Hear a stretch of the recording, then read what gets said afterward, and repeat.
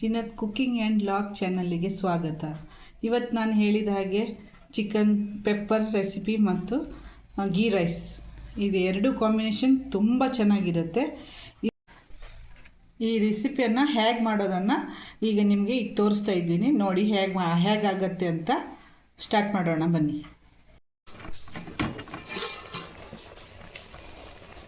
ನಾನು ಮೊದಲೇ ಚಿಕನನ್ನು ಬೇಯಿಸ್ಲಿಕ್ಕೆ ಇಟ್ಬಿಟ್ಟಿದ್ದೀನಿ. ನಿಮ್ಗೆ ವೀಡಿಯೋ ಮಾಡಲಿಕ್ಕಾಗಿಲ್ಲ. ಇದರಲ್ಲೇನಿಲ್ಲ, ಅರಿಶಿಣ ಮತ್ತು ಕಾಳುಮೆಣಸಿನ ಪುಡಿ, ಸ್ವಲ್ಪ ಧನಿಯಾ ಪುಡಿ ಮತ್ತು ಧನಿಯಾ ಪುಡಿ, ಇಷ್ಟೇ ಮೂರನ್ನೇ ಹಾಕಿ ಬೇಯಿಸ್ಲಿಕ್ಕೆ ಇಡಬೇಕು. ಚೆನ್ನಾಗಿ ಬೇಯಬೇಕಿದ್ದು, ಇದು ಸಪ್ರೇಟಾಗಿ ಬೇಯಿಸ್ಕೊಳ್ಬೇಕು. ನೋಡಿರಿ, ಇಷ್ಟು ಚಿಕನ್ ಇಷ್ಟು ಬೆಂದಿದ್ರೆ ಆಯಿತು. ನಮಗೆ ಗೊತ್ತಾಗುತ್ತಲ್ಲ ಚಿಕನ್. ನೋಡಿರಿ, ಹೀಗೆಲ್ಲ ತುಂಡಾಗಿ ಬಂದಿದೆ. ಇದೀಗ ಬೆಂದಿದೆ. ಇಷ್ಟು ಹಾಕಿ ಇದನ್ನು ತೆಗೆದುಕೊಂಡು ಒಂದು 4-5 ಸ್ಪೂನು ಎಣ್ಣೆ, 1 ಸ್ಪೂನು ತುಪ್ಪ, ಆಫ್ ಮಾಡಿ, 1 ಸ್ಪೂನ್ ತುಪ್ಪ ಹಾಕಬೇಕು. ಈಗ ಇದಕ್ಕೆ ಬೆಳ್ಳುಳ್ಳಿ, ಚಿಕ್ಕದಾಗಿ ಕಟ್ ಮಾಡಿದ ಬೆಳ್ಳುಳ್ಳಿ,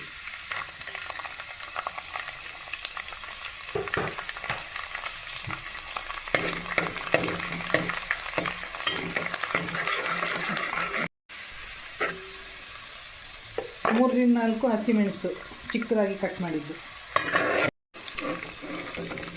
ಈಗ ಒಂದು ಚಿಕ್ಕ ತುಂಡು ಶುಂಠಿ, ಅದನ್ನು ಚಿಕ್ಕದಾಗಿ ಕಟ್ ಮಾಡಿದ್ದು. ಆಮೇಲೆ ಕರಿ ಲೀವ್ಸ್, ಇದನ್ನು ಹಾಕಿಬಿಟ್ರೆ ಇದೆಲ್ಲವನ್ನು ಚೆನ್ನಾಗಿ ಫ್ರೈ ಮಾಡ್ಕೊಳ್ಬೇಕು. ಇದರ ಹಸಿ ವಾಸನೆ ಹೋಗೋವರೆಗೂ ಫ್ರೈ ಮಾಡ್ಕೊಳ್ಬೇಕು. ಒಂದು ಚಿಕ್ಕ ಸ್ಪೂನು ಶುಂಠಿ ಬೆಳ್ಳುಳ್ಳಿ ಪೇಸ್ಟು. ನೋಡಿ, ಇಷ್ಟು ಫ್ರೈ ಆಗಿದ್ದೆ. ಇದರಲ್ಲಿ ಒಂದು 4 ಮೀಡಿಯಮ್ ಸೈಜ್ ಈರುಳ್ಳಿ, 4 ಮಿಕ್ಸ್ ಮಾಡಿಕೊಳ್ಳಿ. ಇಷ್ಟು ಬೆಂದರೆ ಸಾಕು. ಗೋಲ್ಡನ್ ಕಲರ್ ಬರಬೇಕಂತ ಏನಿಲ್ಲ, ಇಷ್ಟು ಬೆಂದರೆ ಸಾಕು. ಈಗ ಇದರಲ್ಲಿ ಒಂದು ಚಿಕ್ಕದಾದ 2 ಟೊಮೆಟೊ ಹಾಕಿದ್ದೀನಿ.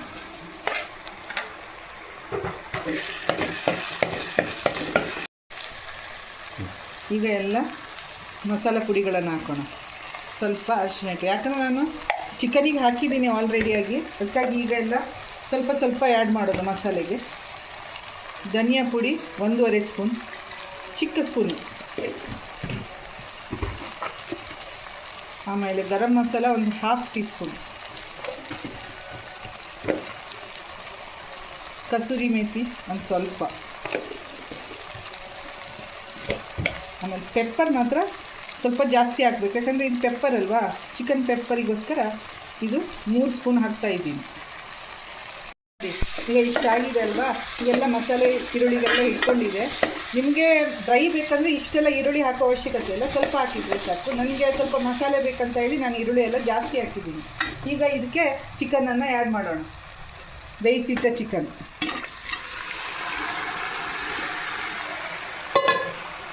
ಮಿಕ್ಸ್ ಮಾಡಿಕೊಳ್ಬೇಕು. ಇದು ತುಂಬ ಚೆನ್ನಾಗಾಗುತ್ತೆ. ಇದು ನಿಮಗೆ ಸ್ಪೈಸಿ ಬೇಕಂದರೆ ಸ್ವಲ್ಪ ಕಾಳುಮೆಣಸು ಪುಡಿ ಎಲ್ಲ ಜಾಸ್ತಿ ಹಾಕ್ಕೊಂಡ್ರೆ ಆಯಿತು. ಇದು ಇಷ್ಟು ಟೇಸ್ಟಿ, ಎಲ್ಲದಕ್ಕೂ ರೋಟಿಗಾಗಲಿ ರೈಸಿಗಾಗಲಿ ಪ್ರತಿಯೊಂದಕ್ಕೂ ಟೇಸ್ಟಿಯಾಗಿರುತ್ತೆ. ಫೈನಲಿ ನೋಡಿ ಇಷ್ಟಾಗಿದೆ. ನನಗೆ ಮಸಾಲೆ ಬೇಕಂತ ಹೇಳಿದೆ ಅಲ್ವಾ, ಅದಕ್ಕೋಸ್ಕರ.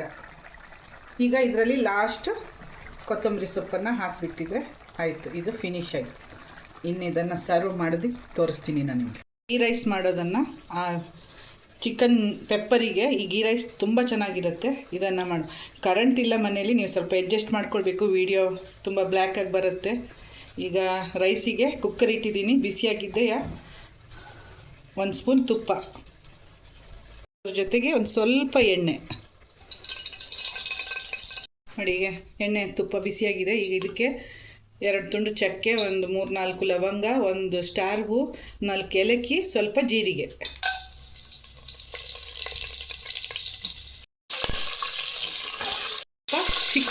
ಚಿಕ್ಕ ತುಂಡು ಶುಂಠಿ.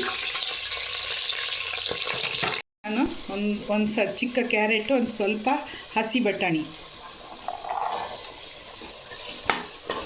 2 ಹಸಿಮೆಣಸು ಮತ್ತು 1 ಈರುಳ್ಳಿ ಹಾಕಿದ್ದೀನಿ. ಅದನ್ನು ಈಗ ನೋಡಿರಿ, ತುಂಬ ಹಿಂಗೆ ಬ್ರೌನ್ ಆಗಬೇಕಂತ ಇಲ್ಲ, ಸ್ವಲ್ಪ ಶ್ಯಾಡೋ ಫ್ರೈ ಆದರೆ ಸಾಕು.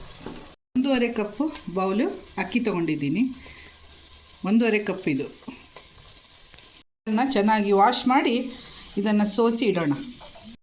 ನೋಡಿ ಈಗ ಇದಿಷ್ಟಾಗಿದೆ.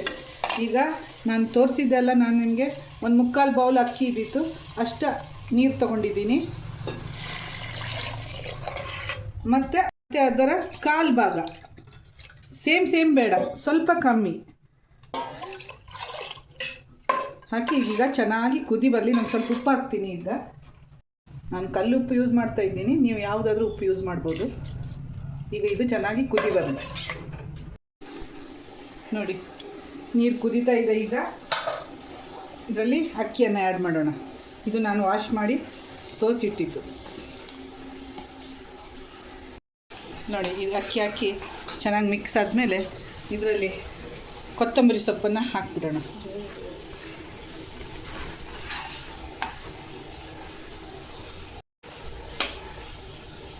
ಈಗ ಇದನ್ನು ಲೀಡ್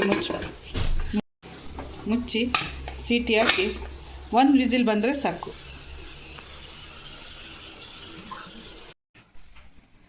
ನೋಡಿ ಈ ಥರ ಆಗುತ್ತೆ. ಇದು ಚಿಕನ್ ಪೆಪ್ಪರ್. ನಾನು ಹೇಳಿದಾಗೆ ಮಸಾಲೆ ನಿಮಗೆ ಜಾಸ್ತಿ ಬೇಡ ಅಂದರೆ ನೀವು ಕ್ವಾಂಟಿಟಿ ಎಲ್ಲ ಕಡಿಮೆ ಮಾಡ್ಕೊಳ್ಬೋದು. ಆದರೆ ಹೀಗೇನೋ ರೈಸ್ ಜೊತೆಗೆ ತುಂಬ ಟೇಸ್ಟಿ, ರೋಟಿ ಚಪಾತಿ ಯಾವುದಕ್ಕೂ. ಮತ್ತು ಈ ಗೀ ರೈಸ್ ಇದೆ ಅಲ್ವಾ, ಇದನ್ನು ಹೀಗೆ ಬೇಕಾದರೂ ತಿನ್ಬೋದು, ಅಷ್ಟು ಚೆನ್ನಾಗಿರುತ್ತೆ. ಇದ್ರ ಜೊತೆ ಇದು ಕಾಂಬಿನೇಷನ್ ಬೆಸ್ಟ್. ಇದನ್ನು ನೀವೆಲ್ಲರೂ ಒಮ್ಮೆ ಟ್ರೈ ಮಾಡಬೇಕು. ಹಾಗೆ ನನಗೆ ಲೈಕ್, ಶೇರ್, ಸಬ್ಸ್ಕ್ರೈಬ್ ಮಾಡೋದನ್ನು ಮಾತ್ರ ಮರಿಬೇಡಿ.